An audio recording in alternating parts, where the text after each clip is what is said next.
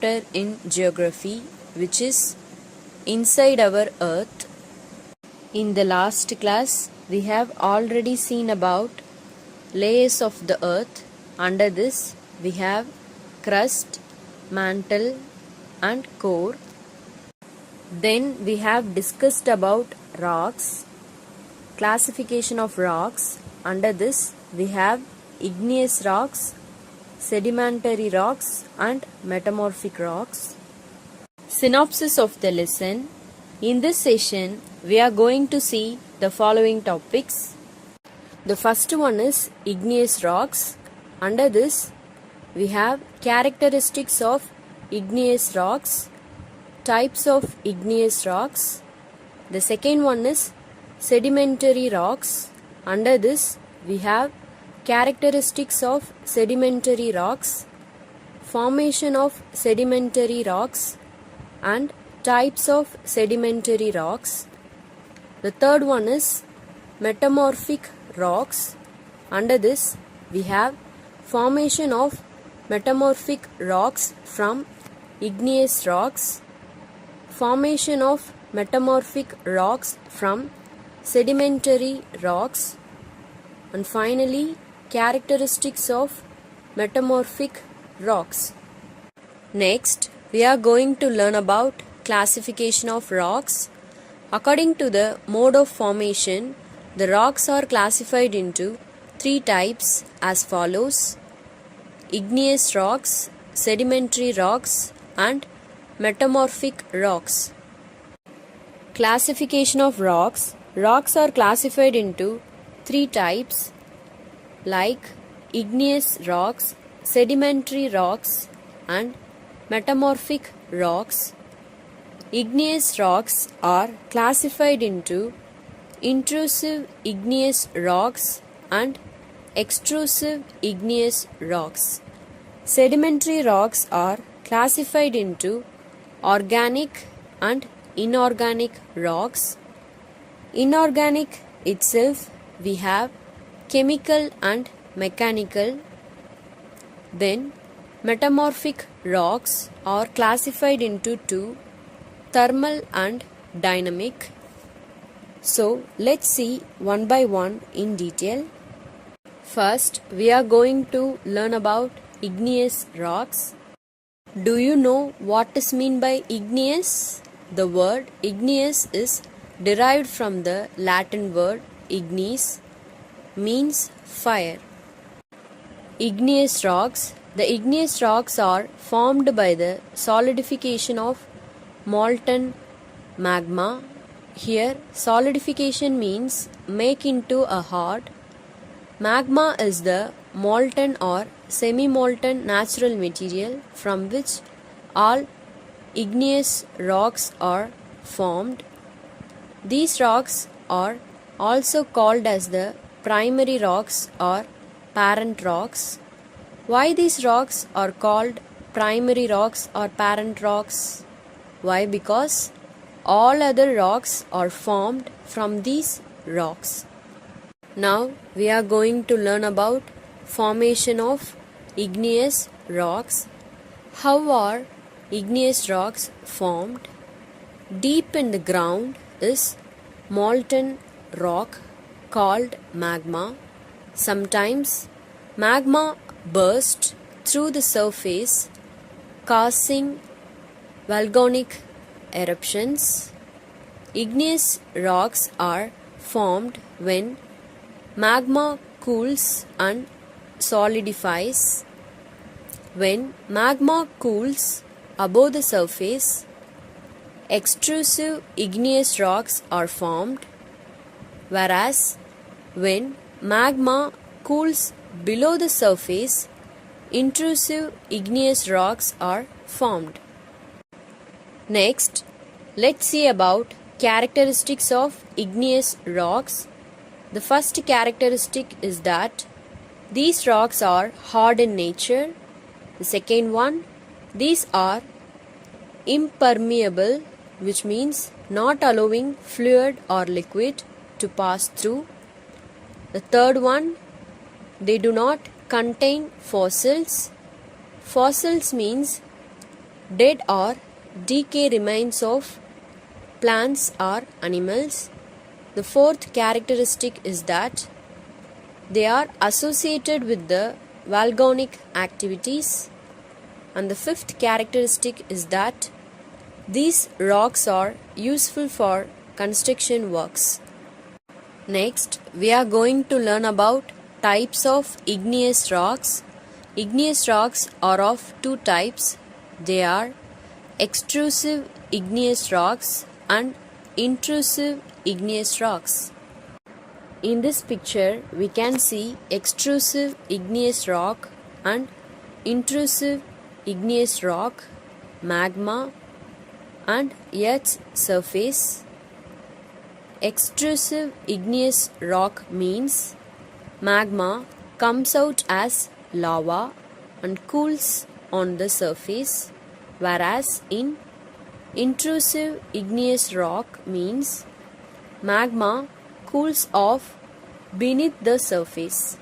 Now we are going to learn about extrusive igneous rocks. Can you visualize the lava comes out from a volcano? Lava is actually a fiery red molten magma comes out from the interior of the earth on its surface. Fiery means burning. After reaching the earth's surface, the molten materials get solidified, which means become hard and form rocks.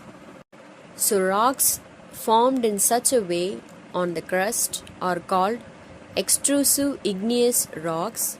These rocks are fine grained and glassy in nature due to rapid solidification. Here rapid means fast, solidification means make into a hard. Basalt, found in the northwestern part of peninsular India, is the example for this type of rock. Here peninsular means relating to an area of land almost surrounded by water. Here we can see the picture of basalt. Next, we are going to learn about intrusive igneous rocks. The molten magma sometimes cools down deep inside the earth's crust and becomes solid. The rocks formed this way is called intrusive igneous rocks. Since they cool down slowly, they form large grains. Intrusive igneous rocks are of two types. The first one is plutonic rocks and the second one is hyperbasal rocks. The deep-seated rocks are called plutonic rocks. The rocks which are formed at the shallow depth are called hyperbasal rocks. Here shallow means which is not deep like plutonic. So the deep-seated rocks are called plutonic rocks and the ones formed at shallow means little depth, are called hyperbasal rocks. Examples of plutonic rocks are granite, diorite and gabbro. Here we can see the picture of granite, diorite and gabbro. Dolerite is an example of hyperbasal rocks. Here we can see the picture of dolerite. Since the intrusive igneous rocks consist of large crystals, crystals means a piece of a solid substance. Solid means hard substance. They are also called as crystalline rocks. So in this picture we can see extrusive and intrusive igneous rocks. Intrusive igneous rocks like granite, extrusive igneous rocks like basalt, obsidian. Both magma and lava form igneous rocks, extrusive. Students, do you know Basalt is also an abundant rock found on the moon. Here, abundant means existing or available in large quantities. In other words, abundant means plentiful. So, basalt is also an abundant rock means it is existing or available in large quantities found on the moon. Crushed basalt is used for road base. Next, we are going to learn about the sedimentary rocks. The word sedimentary has been derived from Latin word sedimentum, means settling down. The sedimentary rocks are formed by the sediments derived and deposited by various agents. Here, sediments means matter that settles to the bottom of a liquid, in other words, remains. Due to high temperature and pressure, the undisturbed sediments of long period cemented to form sedimentary rocks. Sedimentary rocks consist of many layers which were formed by the sediments deposited at different periods. As it consists of many strata, strata means layer, it is also known as stratified rocks. Here, stratified means form or arrange into layer. Do you know sedimentary rocks are the important source of natural resources like coal. Coal means hard rock, oil and natural gas. Now, let's see about characteristics of sedimentary rocks. The first characteristic is that they have many layers. The second one is they are non-crystalline rocks, which means it is not a glassy rock. The third one is they contain fossils. Fossils means dead or decay remains of plants or animals. And the fourth characteristic is that they are soft and get eroded easily. Eroded means destroyed easily. Now we are going to learn about formation of sedimentary rocks. Now let's see how the sedimentary rocks are formed. So in the first picture you can see some fine particles which is broken from igneous rocks. It will get eroded by some natural agents like air or wind, and it will undergo compaction, which means it will solidified later on. It will get more cemented and it forms the sedimentary rocks, that is layer rocks.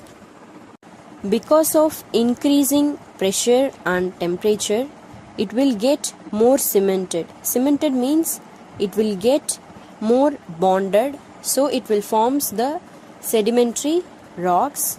I hope you are clear how the sedimentary rocks are formed.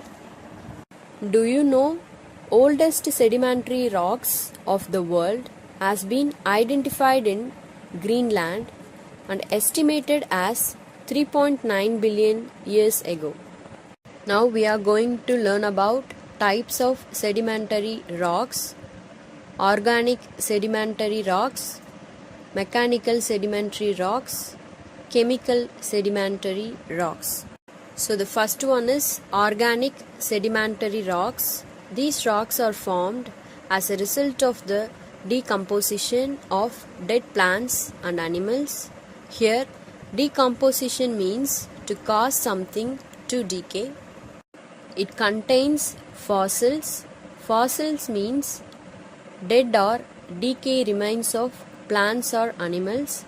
So here we can see the picture of fossil, chalk, talc. So here we can see the pictures of chalk and talc. Dolomite and limestone rocks are of this category. So here we can see the pictures of dolomite and limestone rock. The second one is mechanical sedimentary rocks. These rocks are formed from the disintegration of igneous and metamorphic rocks. Disintegration means to become weaker or be destroyed by breaking into small pieces. The natural agents erode means destroy, and transport these rocks and deposit them at some places. After a long period of time, they cemented to form rocks. Sandstone, shale. Here we can see the picture of sandstone and shale and clay are the examples of rocks of this type. Here we can see the picture of clay. The third one is chemical sedimentary rocks. These are formed by precipitating of minerals from water. It is formed usually through evaporation of chemical rich solutions. These rocks are also called as evaporates. Rock salt is an example of this kind. Here we can see the picture of rock salt. Now let's see some examples of sedimentary rocks. Sandstone, shale, limestone, bituminous coal, rock salt and braccia. Now we are going to learn about metamorphic rocks. The word metamorphic is derived from two Greek words, meta and morpha. Meta means change, morpha means shape. When igneous and sedimentary rocks subject to high temperature and pressure, the original rocks get altered to form a new kind of rock called metamorphic rocks. Now we are going to learn about metamorphism. Metamorphism means alteration of the composition or structure of a rock by heat, pressure or other natural agency. Metamorphism is of two types. They are thermal metamorphism and dynamic metamorphism. Thermal metamorphism, if the change in the rocks is mainly caused by high temperature, the process is called as thermal metamorphism. Let me explain this point. It is caused because of high temperature. So, when the rocks change its shape because of high temperature, then it is called thermal metamorphism. Dynamic metamorphism, if the change in the rock is mainly caused by high pressure, the process is called as dynamic metamorphism, which means when it is subjected to high pressure, the rocks will get altered. It is called dynamic metamorphism. Do you know one of the world wonders, Taj Mahal in India, was built by white marble in a metamorphic rock? Students, do you know the Victoria Memorial in Kolkata is made of marble? Here we can see the picture of marble. Now let's see about formation of metamorphic rocks from igneous rocks. Granite into noise caused by dynamic metamorphism. Basalt into slate caused by thermal metamorphism. Now we are going to learn about formation of metamorphic rocks from sedimentary rocks. Sandstone into quartz caused by thermal metamorphism. Shale into slate caused by thermal metamorphism. The granite, when it is subjected to high pressure, it will get transformed to noise.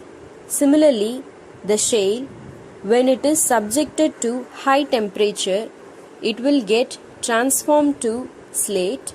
Similarly, limestone will turn into marble. Finally, we are going to learn about Characteristics of metamorphic rocks. The first characteristic is that metamorphic rocks are mostly crystalline in nature. Crystalline means having the structure and form of a crystal. The second point is that they consist of alternate bands of light and dark minerals. So as we see in this picture, there is a alternate bands of light and dark minerals. I have enclosed the classwork instructions in the PDF. Kindly refer it. So now we have reached the end of this session. Thank you.